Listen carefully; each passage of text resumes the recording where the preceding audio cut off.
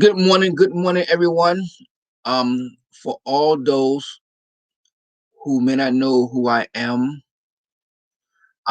Reverend J, and I am trying out and doing this um podcast thing. So bear with me as I learn how to use this technology to help share some wisdom with people and the good news of Jesus Christ.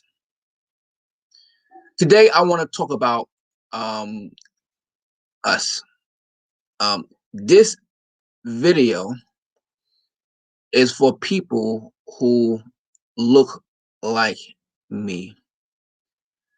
During the past couple of weeks, we've been seeing a couple of um, shootings of colored people done by police officers. And it has been an outrage. Now, I must let you know that you may not like me after this, but I'm okay with that because the Bible says that you shall know the truth, and the truth will set you free. So, while we are outraged and being outraged of the shootings of African Americans by police officers doing like traffic stops, and it's one of the kids, we must take some responsibility of the situations ourselves. Now, don't get me wrong.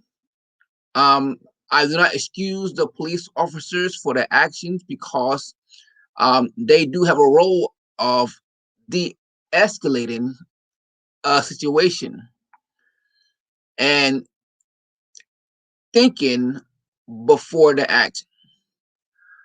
But at the same time, I believe that most of the African Americans or colored people, where it had an interaction with the police officer recently and ended with someone dying, that we need to own up to our own actions. And I titled this video to say that we need to stop. Let's talk about the two um, traffic stops that happened of colored people. There are two traffic stops that happened where one African American away from, and there's one traffic stop where another African American didn't. In the one instant where the African American was a lieutenant in the United States Army, he got stopped for some type of traffic violation that they said he um, was violating, though he wasn't really wasn't, and they treated him harshly.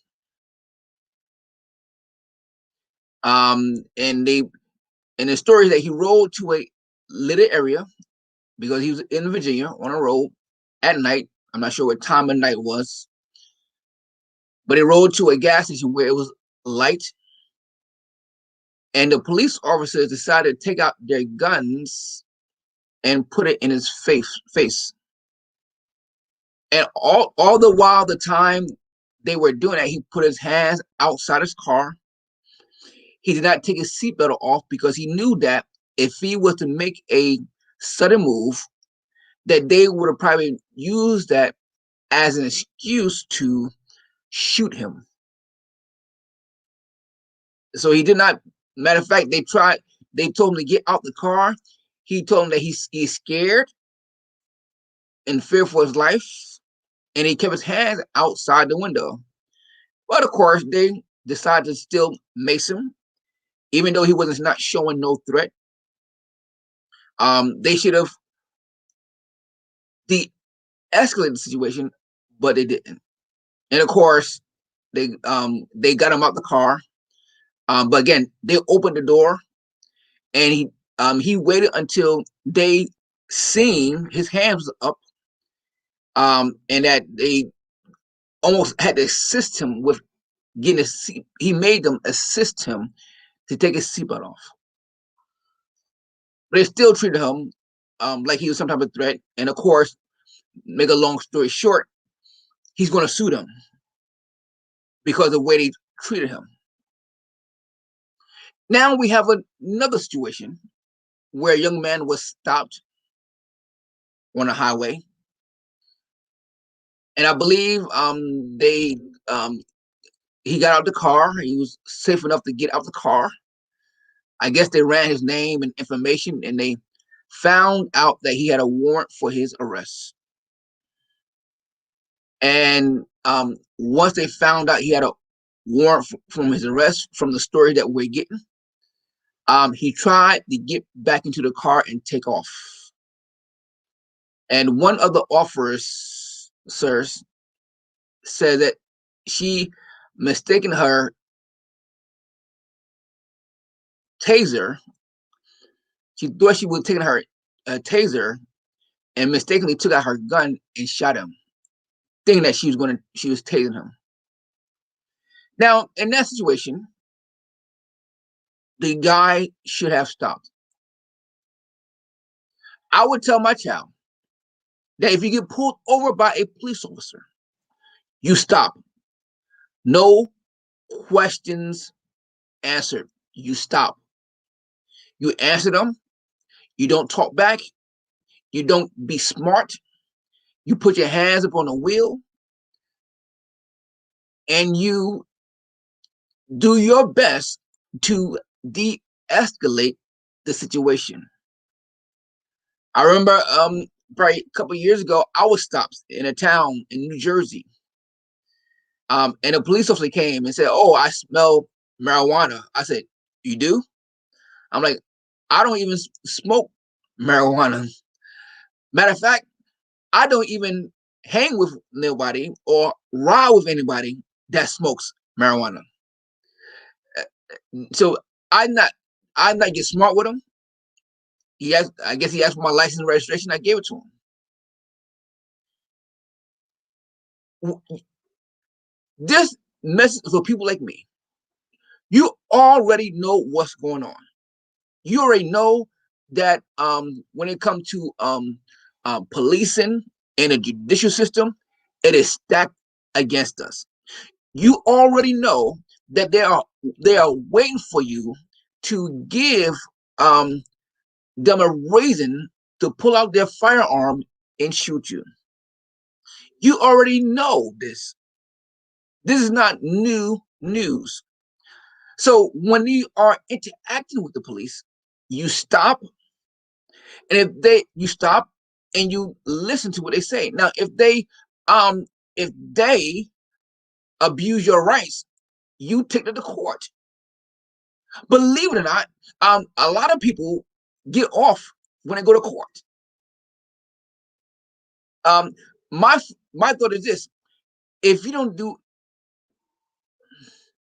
and sue them if they violate you.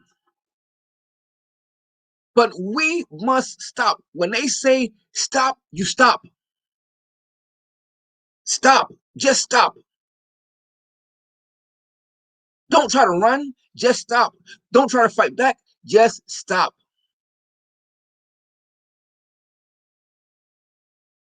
Because in the end, who are they going to listen to? A dead man can't talk. And that's the problem we're seeing now. But if you are stopping and they then violate you, or you feel they have wronged you, you take it to court. I would tell my child, so don't worry about it. We're taking it to court.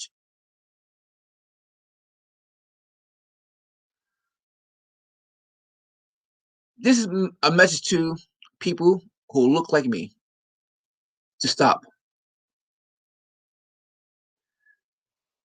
You have a better chance at going to court and suing them and winning than to run when you're on a scene and eventually die. Hopefully, you take this words of wisdom, this message of encouragement, so you may live a longer life on this earth. Talk to you soon.